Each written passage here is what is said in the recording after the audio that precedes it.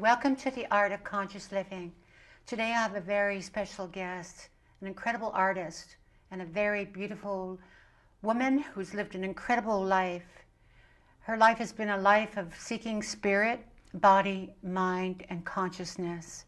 And I'm so very pleased to have her in the studio today. Dana Delong, Devi, thank you. Welcome. Thank you. I'm happy to be here. I like the title, The Art of Conscious Living.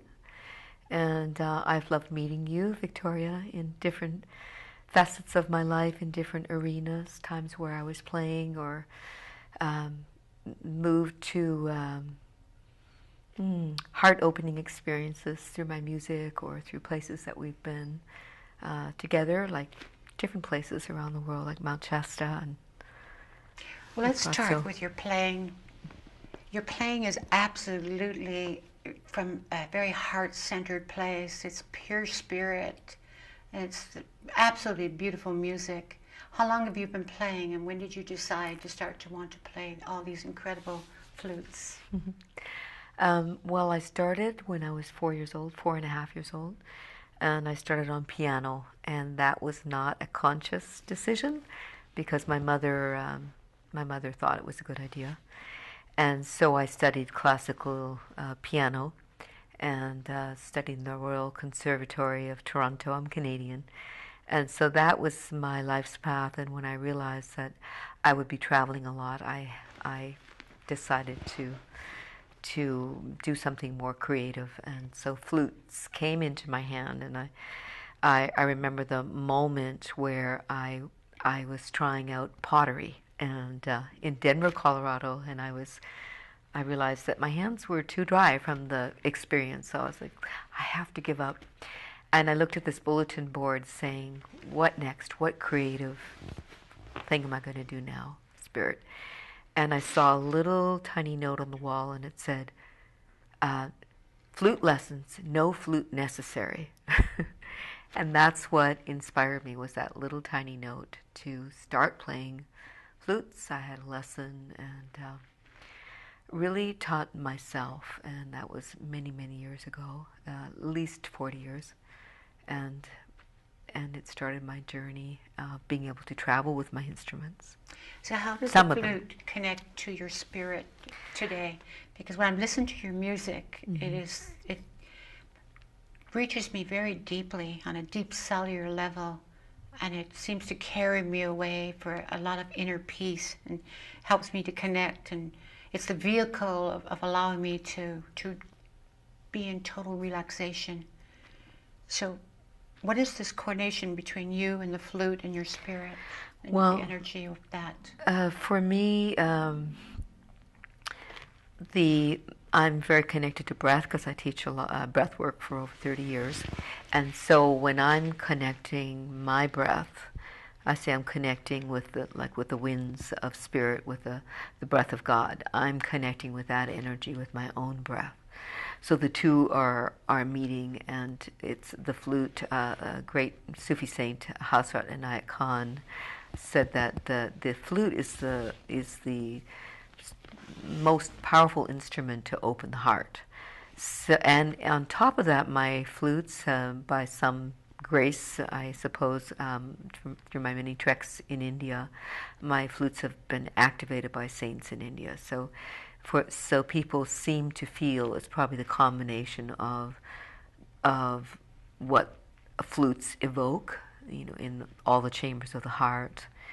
And then I have found that the emptier I am, and an intention to help people to awaken all of that, and whatever I bring through teachings that I have, or having sat with powerful beings, that comes through when I play a note. So it can be just a single note. So are you playing different other people's music? Is it original music, or is it just spontaneous and different sounds in the moment? I do all different. I have, because I was trained since I was a child, I learned how to play by ear, so I can play with anybody else's music because I can hear what key they're in, and I have recorded a lot of my own music. I have a lot of different CDs. So I play with other people, and then I also have my own. For example, Flute Mantras is a CD that I have just redone, but it's recorded in all sacred places around the planet, including caves in India where saints materialize. So I literally recorded in Chile, overlooking sacred mountains, and so it has the energy of all those places in it. So it's music that I hear inside me, that I'm bringing through my notes and through the feeling. And one of the things I found is that animals respond in nature, like dolphins jump. They can hear the frequency of the sounds, and they start responding. And they come out of the water, whales and dolphins, if I'm playing on the water on a boat. And so animals are like that. They're very in tune. So you mentioned breath work. Let's speak on this. What you do and what kind of breath work is it? Well, it's my own branding, let's say, but a clarity breath work. And I studied with many teachers around the world for many years. But it's specifically a more feminine style. It's not cathartic, and it's designed to not reactivate trauma, because most people are carrying traumatic experiences from very early pre and perinatal experiences, from conception, womb time, delivery, and onwards. So people carrying that, it's reverberating in their internal universe. And so when you breathe, the specific style is meant, as I said, not to be cathartic, but gentle. So it's a gentle, deep, powerful, healing modality that helps to release stress from the cells of the body, to reconnect you with spirit, with your essence, with your nature. So a key word would be nurturing. What could be a nurturing breath? Rejuvenating. A rejuvenating breath, Healing. a healing breath. Yeah. Forgiving, like you just naturally come to forgiveness, to your natural essence. And it's bringing people into presence. Yes. And a very beautiful, soft, balanced way. Yes, and if there is something unforgiven, for example, it's a very gentle way of bringing it up, but it will come up naturally and organically. And so with a lot of compassion and safety and sacredness, then it comes up and out, because our breath is designed that way. There isn't anyone that wouldn't tell us at some point in our lives to take a deep breath. So it's so healing. Very healing. Yeah. Yes. So it sounds like it's very different than most of the modalities of breath work that's out there. They're looking to have breakthroughs, and they're looking to release the traumas. So this is very different. And not exactly, because it's happening, but it's done in a more gentle fashion. Gentle and more subtle. It's not the main focus. The focus is love. The focus is a return to love. And so in the quickest way possible, but it isn't a spiritual bypass either. So it can be deeply moving and life-changing, transformative, but the whole point is to not stay stuck in any one area, and to not escalate and bring up too much too fast for people. Well, let's segue into your life. How do you live this?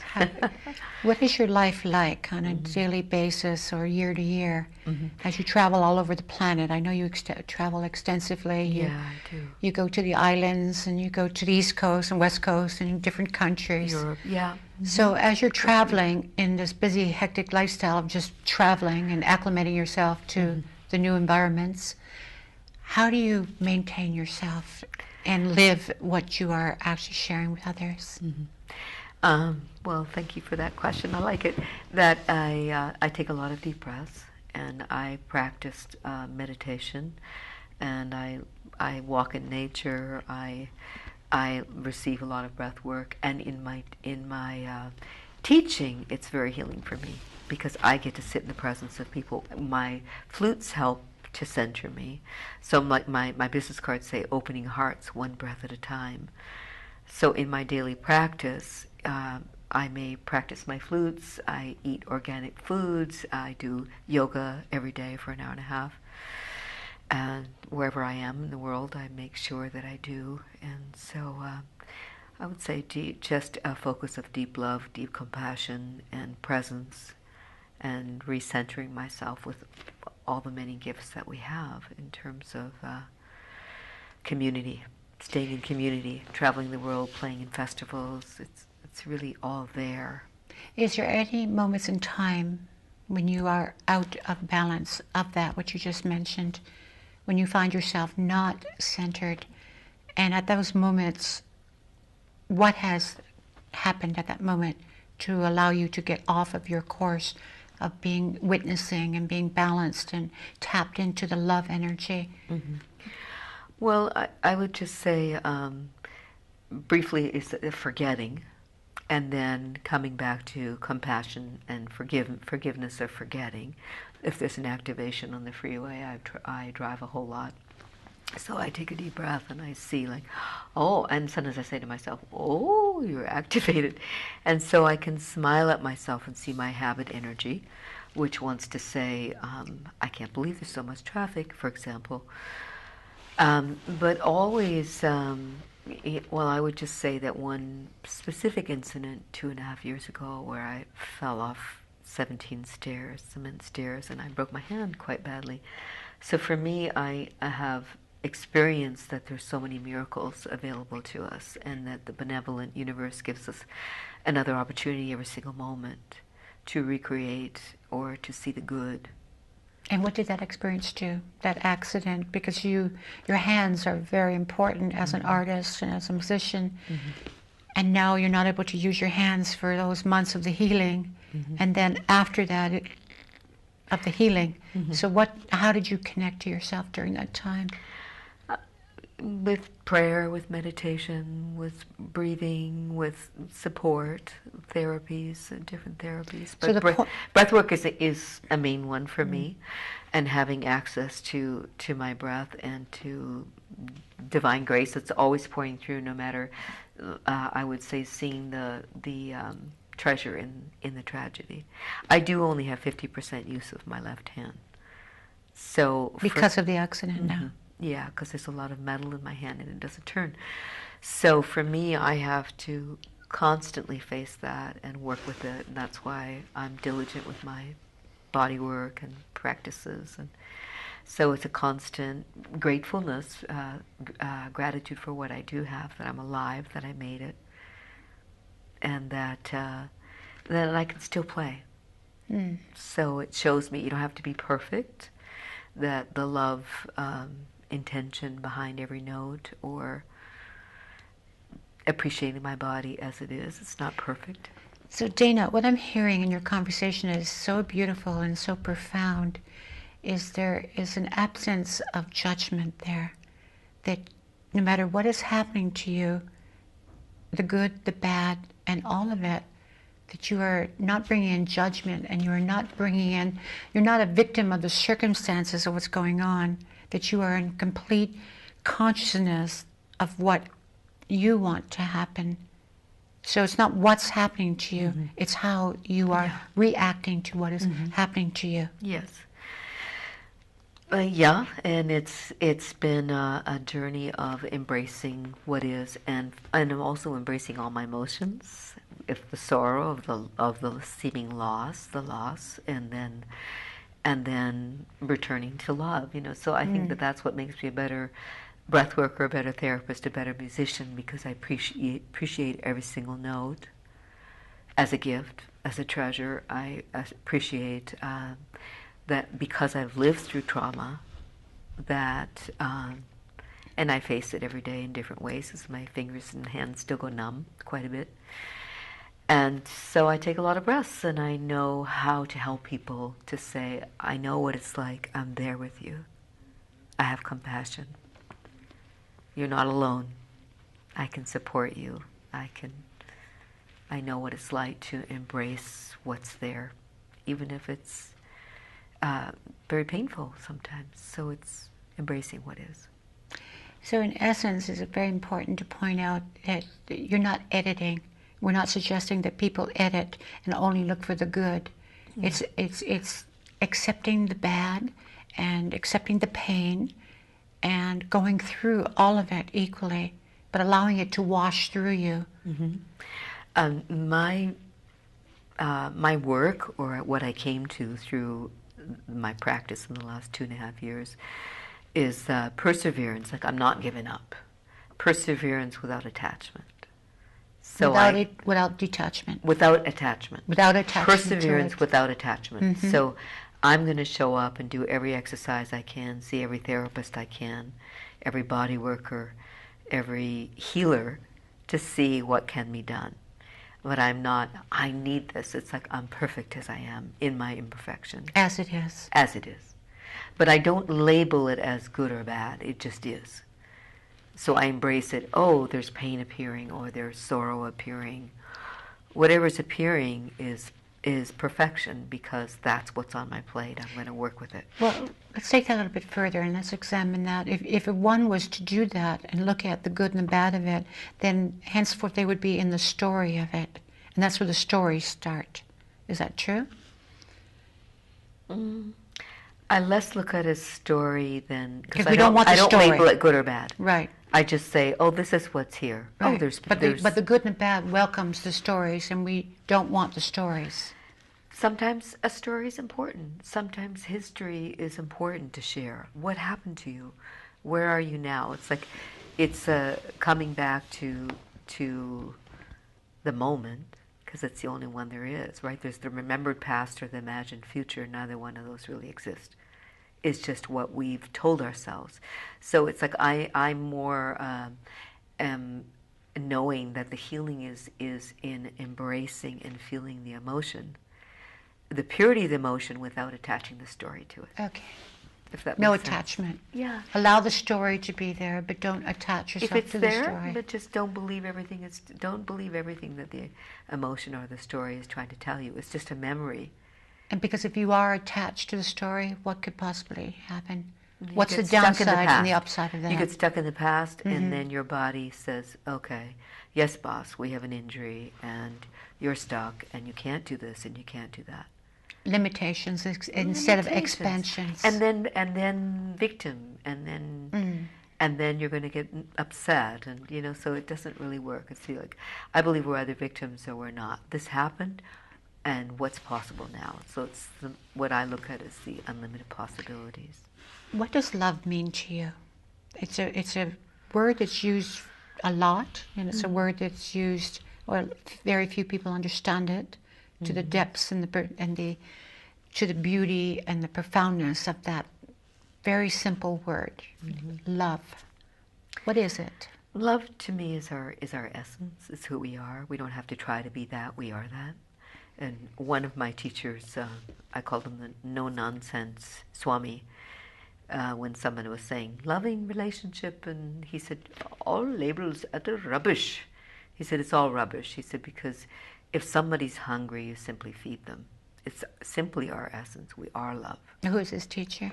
His name, we called him Swamiji. It was Krishnamurti, but Krishnamurti. But this was another a more modern incarnation of that saint. But he was a beautiful man. So essentially, he said about love is, we are that. We don't have to try to label that. We don't have to try to be that. We don't have to seek it. We don't have to go look for it. We are it. It is our we can't find it. Innate energy. Yeah. Our basic innate energy of who we are. Mm-hmm. Yeah.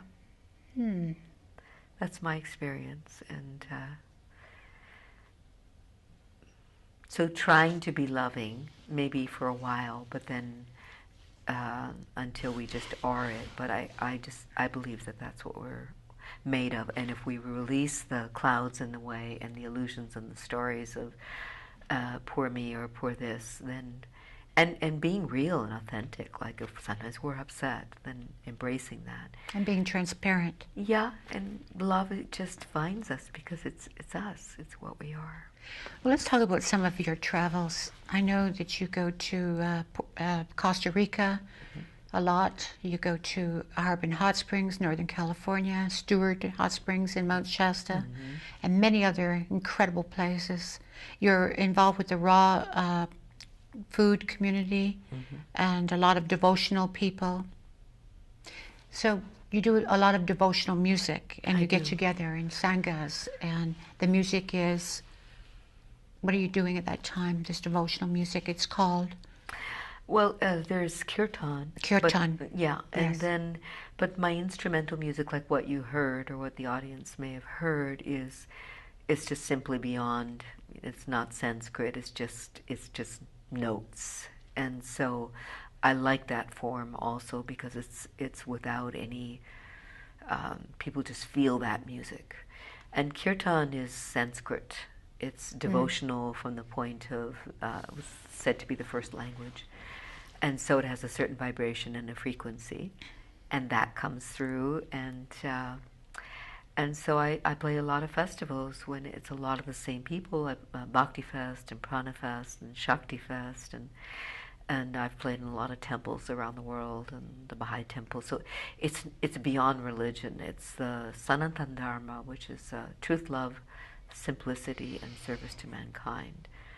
So And what kind of people are attending these festivals? I would say people that want to open up, to awaken, to... What could we call them? In the 60s, we'd call them Hippies. hippies, but today we would call them tribal kind of people. tribal, and Yes. but there's the tribal, and then there are a lot of yogis that are not necessarily tribal. There are a lot of, I find grandmothers and grandchildren coming to my breathwork events and the festivals, and so it's really beyond a labeling so much, because I'm seeing that more and more people are drawn to yoga, and more people are drawn to these festivals and to that music, because it's so opens us to... Yeah, it's heart-centered and it's devotional, and a lot of the music can be repetitive. Yep. So it's sort easy. of like allowing your mind to shut down. It's sort of like music, but a mantra. A mantra where you're repeating it over and over in meditation, but this is music of repeating, allowing the mind to empty itself. Yeah. And the heart center to open. Well, it allows the singer, if you really sing fully and with reverence and an open heart, it allows the singer to dissolve into the song. And so there is an incredible deep, I would say meditation that happens, but it's through our voice, and so it brings you to great, great joy, ecstatic states. So it's ecstatic music. For those who want to hear more of your incredibly beautiful music, how can they reach you? Do you have a .com or do you? Yeah, clarity.org is my website, and then it has speaks about the breath work. You can hear my music as you go on it, and you can order my CDs there if you wish. And I have a lot of different ones: some chanting, some mantra, some flutes. The Awakening Heart is one of my newer ones. And also I have a breathwork site called claritybreathwork.com, and that has a lot of our different trainings, and I have one coming up in Harbin November 8th through 10th, so Sacred Breath and Embodiment. Dana, we just have a few moments left, and I'd really like to ask you what is very dear to your heart that you'd like to share to the world at large, of what is important to you at this moment in time in your life. I would say the love and the embodiment that my parents had, and my mother particularly, of that quality of love where she gave to everyone unconditionally and left her body awakened. And so I feel her a lot, and she was a great teacher of mine. So that's what I'm embodying, my teachers, I would say, and that's what most are important to me, that teachings lived through me, through my teachers like Bratzo, and where we met, and they're all saying the same thing, love. Well, it's been a great, beautiful pleasure to see you here and talk with you, and Thank you. Same Thank you here. very, very much, Dana. Thanks so much, Victoria. Thanks for your wonderful work in the world Thank you. and beauty.